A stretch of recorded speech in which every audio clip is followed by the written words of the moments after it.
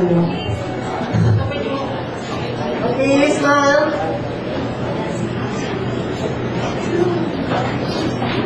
Thank you, relatives. Karon, ino na ni chance, groups relatives. It's one, the relative of Mr.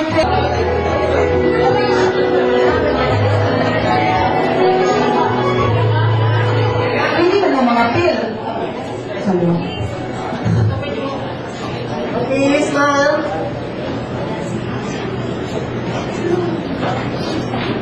Thank you, relatives. Karon, ino na ni chance, groups relatives. It's one, the relative of Mr.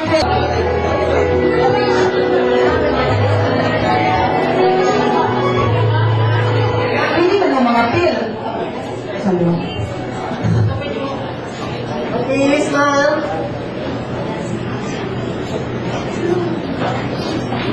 Thank you, relatives.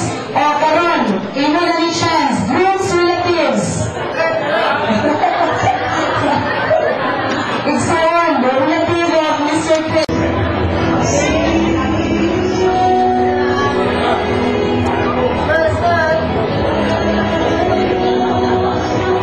Thank you once again. Shall we give them a round of applause? Mr. and Mrs. Christopher Alea. You have just witnessed the first part of today's celebration. Such as this. As I assure you, anyone who doesn't have their kind of faith on their heads unless they. Sa gustahan ng pinabuhi, panimalay, ano nila ito gina-acknowledge sa Ginoo, katong kanunay ginahalat ng kabataan.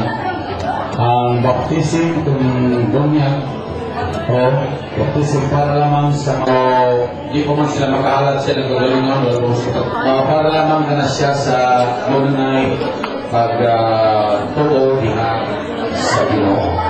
Si Jesus Christ, bunyagan siya, ibaptay siya ni San Baptist, 30 na niyang edad. Pero sa bata pa siya, ihalat siya ito sa templo ni Joseph of Mary na yung Panginoon nag-analangin. Kaya magandang ang makahirap ng Panginoon, ako binasig ang mama o ang papa ni mga bata na ilang tutukan pag-ayaw, ilang i-guide, iyahan ng mga bata na si Jonathan Long Dagawag. Okay, mag-ampot ka na.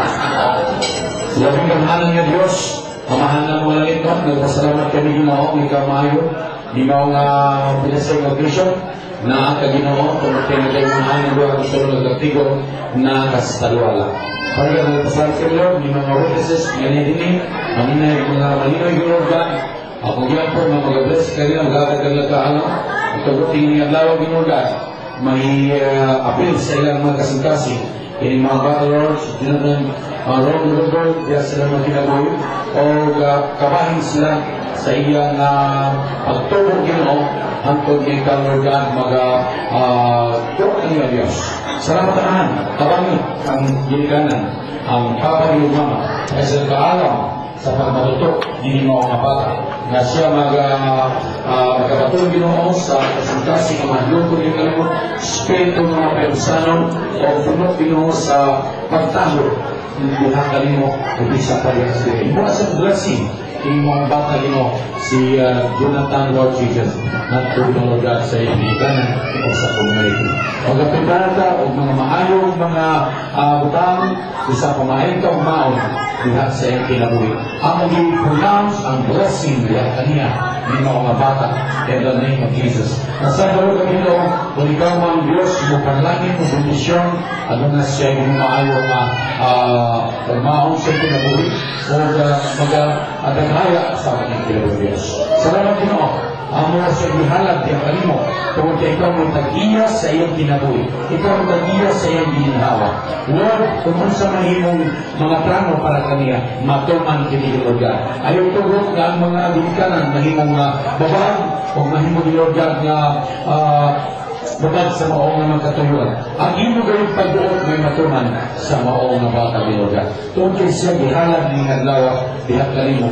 Tungkol kay ikaw, ako siya nga pag-aalaran. Kaya ikaw mo'y magbuhat na sa mga pagkinabuhi.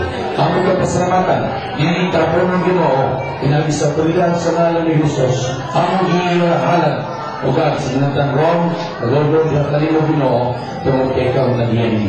Sa ngalan samahan, sa anak Kristo Santo. Amen. Amen. Hallelujah. Mayong ako, kaya ito si pagpagpag ang Ginoo. Okay.